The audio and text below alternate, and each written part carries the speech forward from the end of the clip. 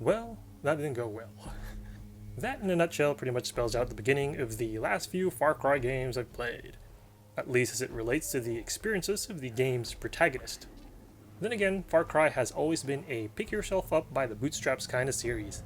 Is the exact mindset you'll need to subscribe to once again in Far Cry Primal, which is set in a time when being human literally meant surviving nature and the dangers it holds.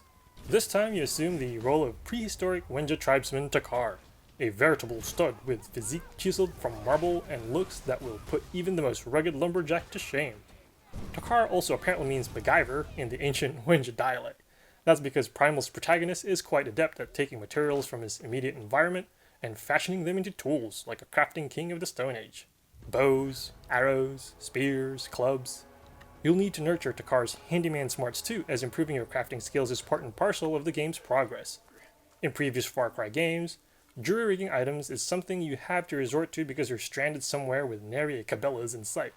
In Primal, it's the apex of human technology and is actually quite natural for the times. Life is quite rough in Primal.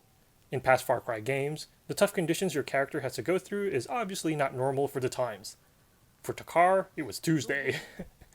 I wish I could tell you that life in Primal is so easy, even a caveman can do it, but, well, it's not.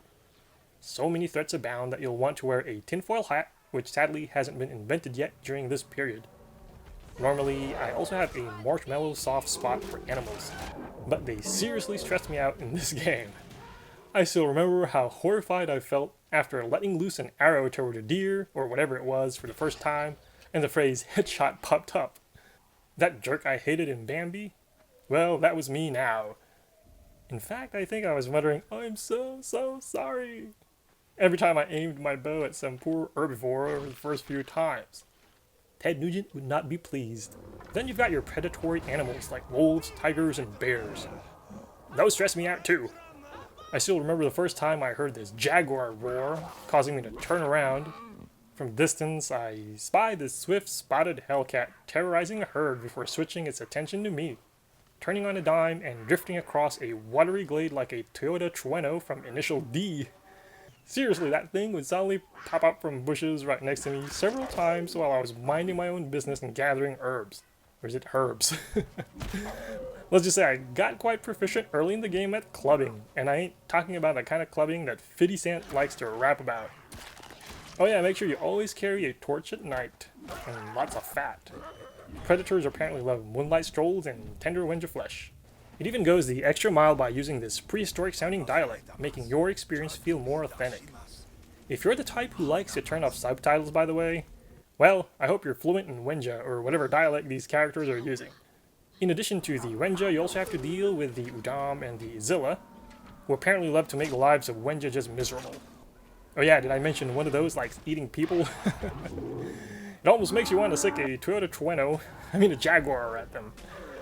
Fortunately, Takar is such a boss that he can tame beasts too. You start out with an owl, which is great for vision and reconnaissance, but can eventually work your way up the food chain. Felines are good at stealth and tagging, for example, while canines excel at hunting and gathering. For brute force, well, you can always use a freaking bear. Seriously. In addition to Takar's Beastmaster skills, a big part of the game is his leadership as well. Early on, as you venture forth into the land of Oros, you come upon a safe house, which you can then grow into a village by finding and saving Wenja in the field. This is important as saving and recruiting more of your fellow tribesmen improves your village resources and gathering capacity. You'll also want to claim bonfires across the land to expand your influence and fast travel. In addition to your village, don't forget to pay close attention to Takar's particular set of skills. Skills that he can acquire over the course of his long career. In addition to boosting your health, for example, leveling up Takar's abilities helps with hunting and fighting, which will make your prehistoric life much easier. At the same time, I must say that this game is not for the faint at heart. Far Cry Primal can be violent and bloody, and doesn't shy from scenes of goring and dismemberment. It's certainly interesting how using guns in other games almost makes you feel detached from the violence, whereas Primal's old-school weapons seem more visceral and disturbing. Hunter Vision, which allows you to spot resources and track humans and animals like a prehistoric Batman, also can be annoying at times, and takes away from the visual impact of the game and its colorful environs. History buffs also might be annoyed by some historical inaccuracies with regard to dyes and tools that shouldn't be available at the time, though in all fairness, this is a video game, A game where you can command a saber-toothed tiger, mind you, and not a college textbook. Overall, Far Cry Primal presents an interesting take on the series formula by going way back in time. The change in environment helps freshen up familiar mechanics that can get stale in a more modern setting, while also making the game seem far more brutal and visceral. Folks who feel queasy at the sight of bloody animals and people might not be able to stomach Primal's prehistoric immersion.